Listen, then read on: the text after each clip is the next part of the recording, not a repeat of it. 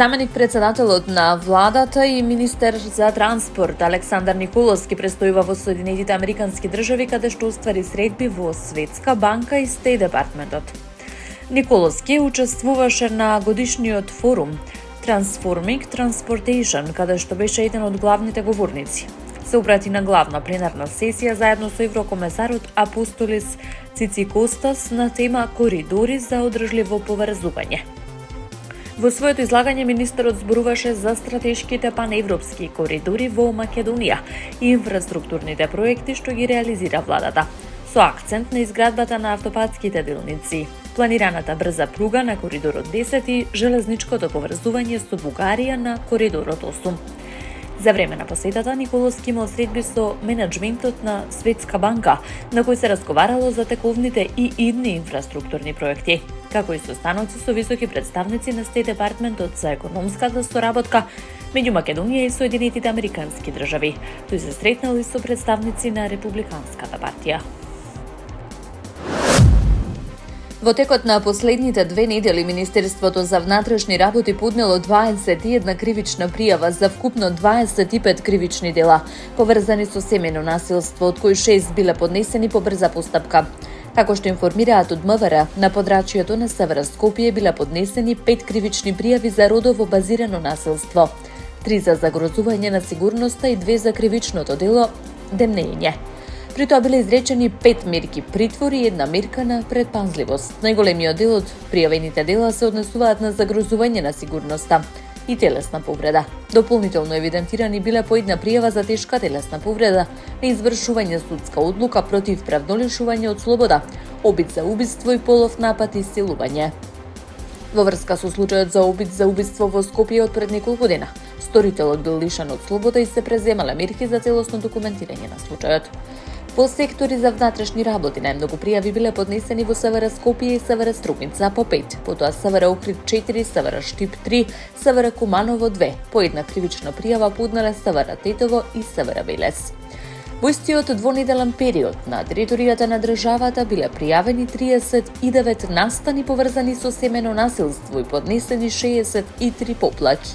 Од МВР посочуваат дека во 2025 е забележан пораст на мерките притвор изречени по брза постапка, тренд кој продолжува и во 2026 година, особено по законските измени.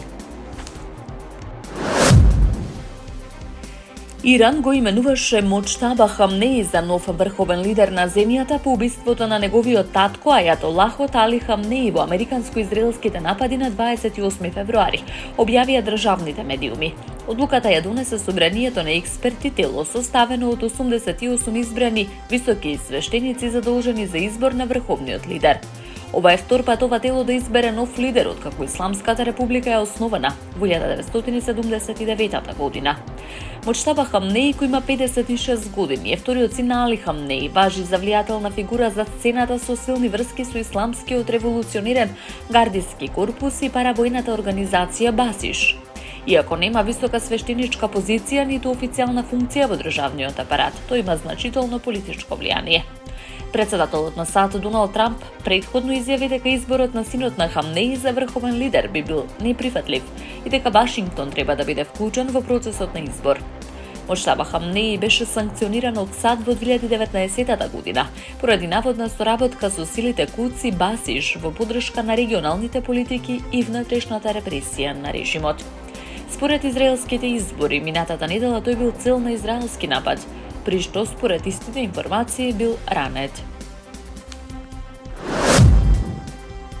Цените на нафтата нагло порасна и ја надминаа границата од $100 за барел, прв пат откако таа беше достигната по руската инвазија на Украина во 2022 година. Пазарите реагираа на стравувањата дека војната во Иран може да доведе до долгорочни ограничувања на испораките на нафта од Блискиот Исток. Фјучерсите на американската сурова нафта пораснаа за 14,7%, додека фјучерсите на Брент, глобалниот репер, се зголемија за 12,63%, достигнаа $104 за барел. Инвеститорите стравуваат дека растот на цените на енергенсите може дополнително да ја поттикне инфлацијата во Соединетите Американски држави. Просечната цена на бензинот во САД достигна $3,45 за галон, што што е зголемување од 16% во однос на претходната седмица, според податоците на Американската автомобилска асоциација.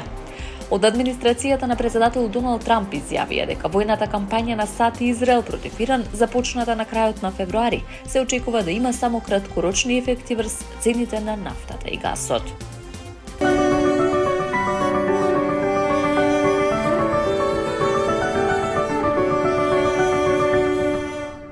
Времето денеска сончево со мала до умерена локална облачност. Ке дува слаб до умерен ветер од југоисточен правец. Во Скопје сончево време со мала до умерена локална облачност. Ке дува слаб до умерен ветер од југоисточен правец. Во наредните денови се очекува период на претежно стабилно време. Утрата ќе бидат посвежи, додека преку ден ќе преовладува сончево и релативно топло време со мала до умерена облачност.